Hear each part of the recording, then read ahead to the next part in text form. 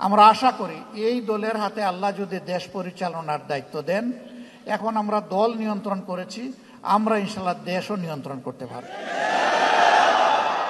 এবং আমরা কথায় ছিড়া বিজাতে চাই না। এখন আইন আছে, তার প্রয়োগ নাই। যে আইনটা আছে এইটারও যদি প্রয়োগ থাকতো, সমাজের দুর্নীতি, সমাজের দুর্বৃত্তপনা 10 ভাগের 1 ভাগে নেমে আসত।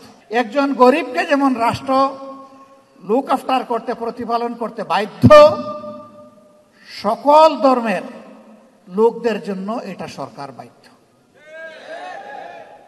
বলে তাইলে আমার আর কোনো কথা নাই, আমরা তো এটা জানতাম না, তো এটা কি হবে? আমি বললাম যে নাটোরের লাড্ডু খাইতে কেমন মজা, এটা মুখে না দিলে আপনি বুঝবেন কিভাবে? আবার এটার প্রয়োগ শুরু হোক, তারপরে দেখবেন যে হয় কিনা। এই প্রয়োগে আপনাদের সবার সহযোগিতা আমরা চাই। আমরা আশা করি মানুষ নিজের প্রয়োজনে, নিজের কল্যাণে আমাদের এই উদ্যোগে ইনশাল্লাহ সবাই সম্পৃক্ত হবে। আমরা তার আলামত চতুর্দিকে এখন দেখতে পাচ্ছি, আলহামদুলিল্লাহ। এখন আমাদের বিভিন্ন ধর্মের ভাইয়েরা আসছেন আমাদের সাথে ওপেন মঞ্চে, পাবলিক মিটিংয়ে।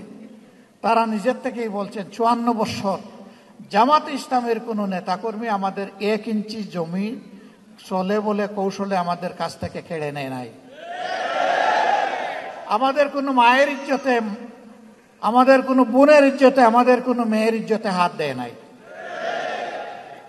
আমাদের ঘর বাড়িতে আক্রমণ চালায় নাই, আমাদেরকে বাস্তু বিটাহীন করে নাই, আমাদের কাছ থেকে চাঁদা দাবি করে নাই। আমরা শিখাইয়া দেই না রে ভাই। তাদেরকে বলি যে আপনি আপনার মনের মতো করে যা ইচ্ছা তাই বলতে পারেন, আপনি বলতে থাকেন। হ্যাঁ, তারা সেখানে এসে তাদের উপর নির্যাতনের কিছু কথা বলে কিছু দুঃখের কাহিনী শোনায়। আমরা তখন লজ্জিত হই যে আমরা না করি, কেউ না কেউ তো তাদের উপরে এই জুলুমগুলা করে। অথচ আমরা পাশাপাশি প্রতিবেশী, যুগ যুগ ধরে এক জায়গায় বসবাস করে আসছি। লেখাপড়া করতে গেলে একই বেঞ্চে বসে, একই ডেস্কে বই রেখে আমরা লেখাপড়া করেছি। আজকে আমাদের এই সহযাত্রীদের সাথে এই আচরণ কেন? হ্যাঁ, আমরা চেষ্টা করেছি আমাদের দলটাকে সেইভাবে গড়ে তুলতে, নিয়ন্ত্রণ করতে।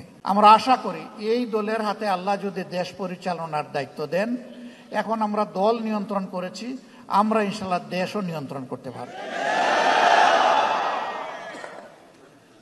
আমরা যখন নিজেরা ঘুষ খাবো না, যখন চাঁদা দাবি করব না, যখন আমরা দখলদারিতে যাব না, তখন আশা করি বাকি সকলে বার্তা পেয়ে যাবেন এবং সকলের কান খাড়া হয়ে যাবে।